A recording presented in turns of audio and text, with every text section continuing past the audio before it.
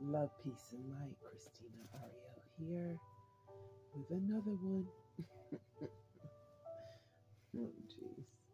But anyways, um, what I have on my mind right now is the story of Jericho. So today I actually did a little bit of research. Let me just give you a little background. This isn't just all of a sudden, maybe like um, 2, maybe 3 years ago, the story of Jericho plagued my mind.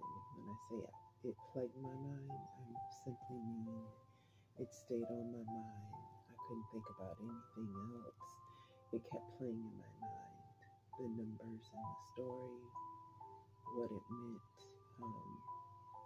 esoterically, what could it be actually saying? Because I'm a firm believer that the canon or the Bible was written by a melanated person that was trying to convey a message. It's kind of like the same premise that I believe that each of us, before coming here, left ourselves breadcrumbs because we've been here many times before, right? If you believe in reincarnation. So, while on this journey and Jericho being in my mind, it also brought an artist that had died at that time. It brought their life into my knowing. It coincided with me being introduced to XX Extension and all of that, because I had written a poem on Facebook about a woman being a musical instrument, and that depending on how you play her body, like, because her body is the instrument. Certain things are the strings, certain things are the tone, the deepness, the richness of the tone, things of that nature. So I've always been attuned to that thought because that's how it was explained to me by, I always have to go back to my grandfather because he was my first teacher. So I was deep in that and trying to understand that and unlock that for myself, because this whole journey for me has always been about getting closer to the Most High, getting closer to the divine creative force that created me in the first place. But even though in that I see myself as a divine, trying to bring myself forth into this realm, and I see that I was in, again, this materia or material. It seems like water, but it's not quite water. It's more like plasma, but it's clear and it's see-through and it's like crystal clear. And I'm this being, and I'm draped in what I could only describe as like an organza or taffeta cloth. Like, it's see-through cloth, but it's very colorful. And I'm contorting my body in all these different shapes, right? And as I contort what's my body, more details come through. So it's like a depiction of going through a portal, but you can't just walk through the portal. You have to create. The divine being has to create a physical body or being to step into the portal, if you can understand. My mind is going 1,000 miles a minute right now because I want to convey this information, but I want to do it in a way that's not so long and so much verbiage, but I guess that's me trying to control something that I should not be trying to control. But anywho, as I was going through it at the time, I was being bombarded or hit by these visions and words. It was like it was different at the time because I was going through some type of ascension, and I had been cleansing my body at that time, and I was like, I don't know what I'm doing to myself, but I think I don't know what I need some grounding. So I went and got myself, some black stones and some hematite and all these other crystals and everything to kind of ground and center myself. Because I go into these, and a lot of other people may experience this too, where you go into these deep spiritual awakenings and you're ascending. So you're going through ascension, what do they call it? Side effects.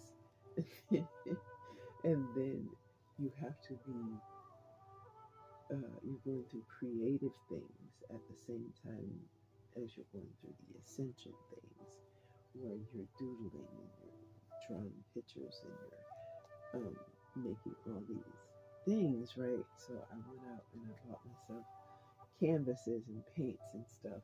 And I was like, okay, we're going to get outside and we're going to start painting.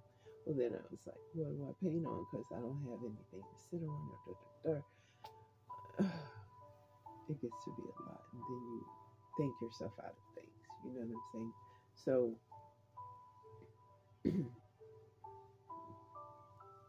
trying to get back to my train of thought. Yeah, bring water in. I didn't forget my water. But, so I was going through this at that time. And then I kept hearing these tunes, right? These tunes when I would try to sleep. And I was just like, I kept thinking about floating on the water when my grandfather used to take us fishing. And it got to the point he got rid of all the grandkids except for me.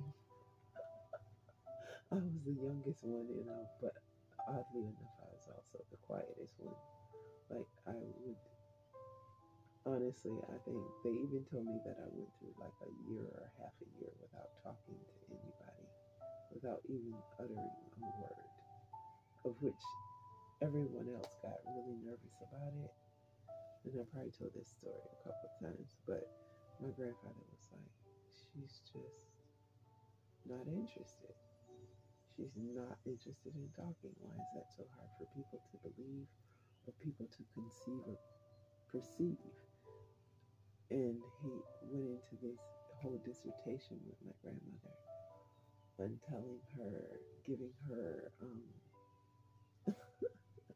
scenarios of all these geniuses who went through a year without talking, right?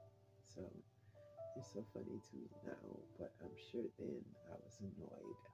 I can actually remember as a child feeling annoyed with certain people, some more than others. Some I just didn't even want to talk to at all, you know. But yeah, so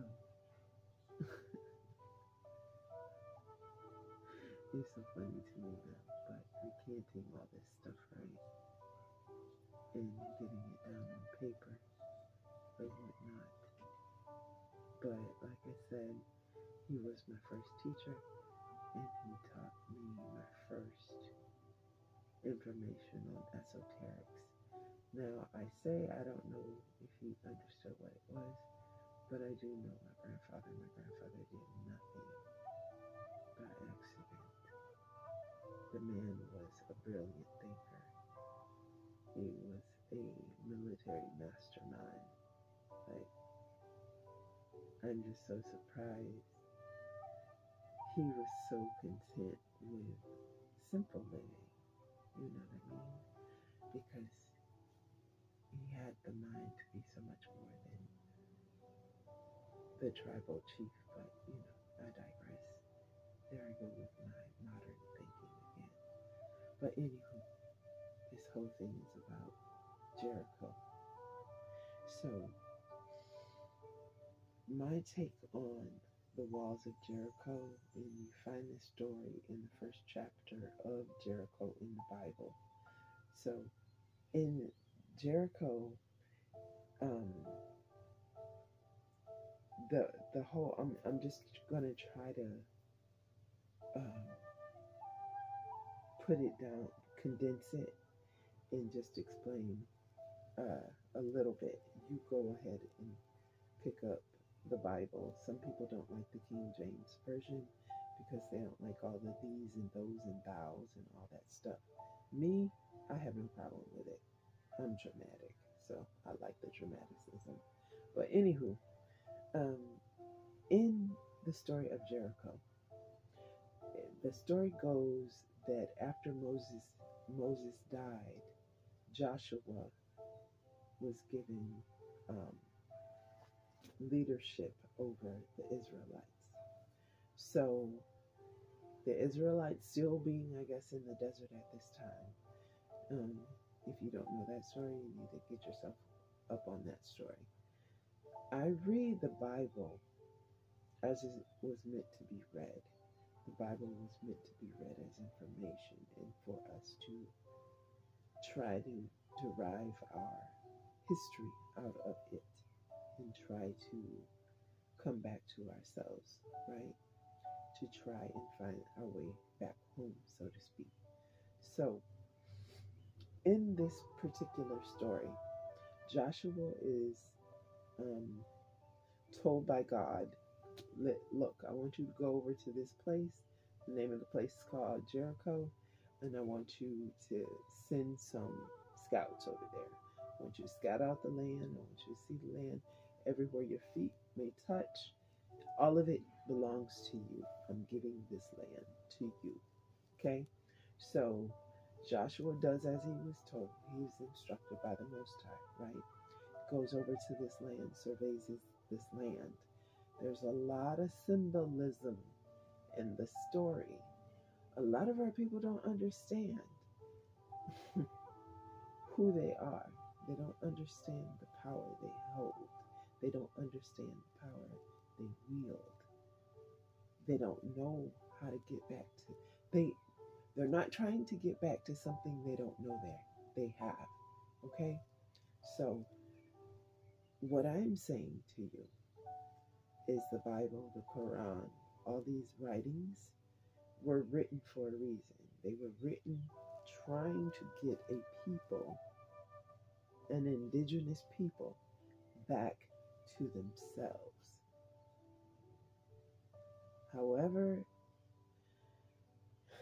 like in any good plot story, any good story, there's always a plot, right?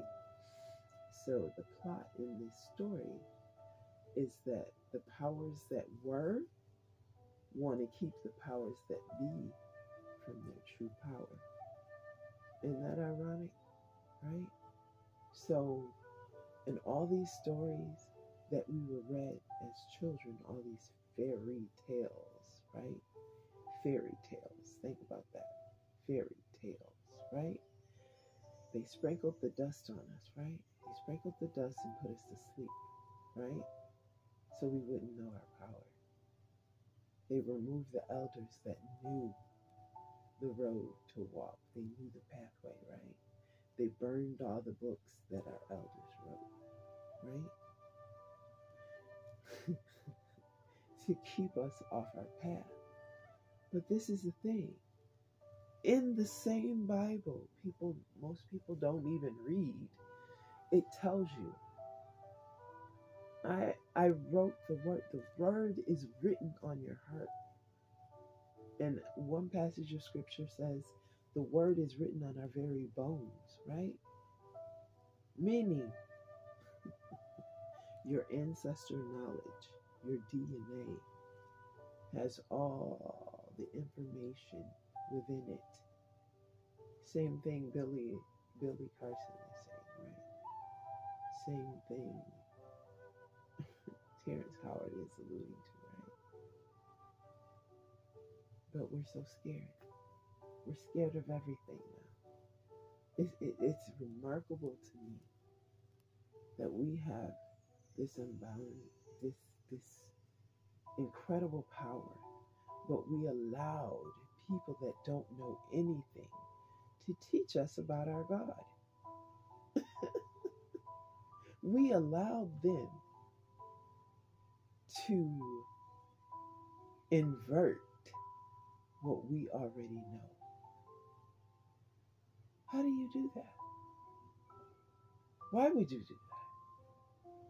And then they teach us that the people that rebel and the people that believe in spirituality, oh, they're evil. They're so evil. But they're using those same powers against you. That's the ironic scene. That's the ironic part of it. They're using frequency against you. You are masters of frequency. Do you not understand things? Naturally, you're naturally masters of frequency. You are bound and pigeonholed into a world that you don't even like because you are afraid to learn about yourself.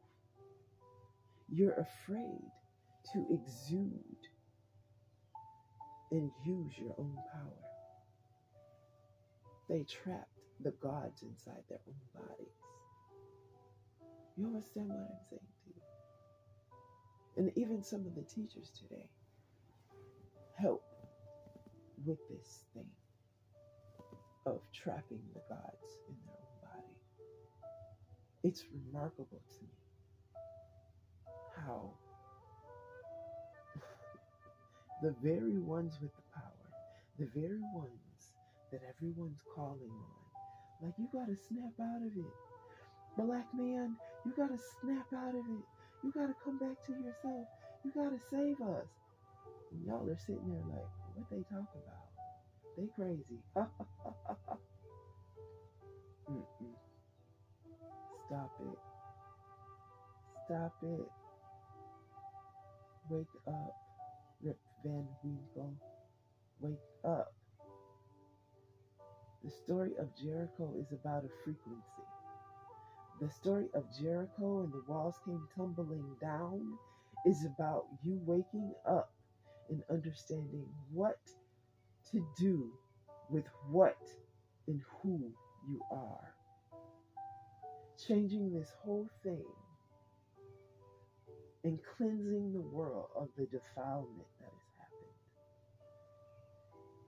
Cleansing the world of this fake frequency that it was lulled into, so that one group of people could control and reign over another group of people.